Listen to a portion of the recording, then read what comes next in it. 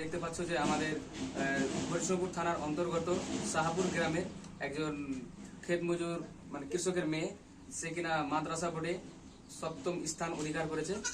আজকে তার আমরা বাড়িতে উপস্থিত হয়েছে এবং তার কাছ থেকে আমরা জেনে নিচ্ছি যে সে তার এই সিচুয়েশনে কিভাবে পড়াশোনা করে এত দূর এগিয়ে গেল।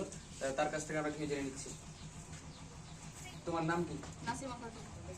আচ্ছা, তুমি ভেবেছিলে যে আমি এই 7ম স্থান অধিকার করতে পারবো? হ্যাঁ, আমি আশা করছিলাম সেটা যে তো তুমি কতক্ষণ পড়াশোনা করতে?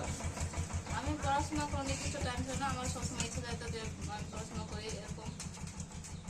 আর পড়াশোনা ছাড়া কিছু বুঝতাম না। পড়াশোনার পাশাপাশি কোনো গেম টেম বা খেলাধুলা খেলতে? না, আমি খেলাধুলা এটা ছোট থেকে করতাম না, তবে আমি সঙ্গীত চর্চা করতাম পড়াশোনা করতে। সঙ্গীত চর্চা করতাম। তো তোমার মানে আগামীতে কি করার ইচ্ছা আছে? আমার ভবিষ্যতে বাচ্চা হওয়ার ইচ্ছা আছে।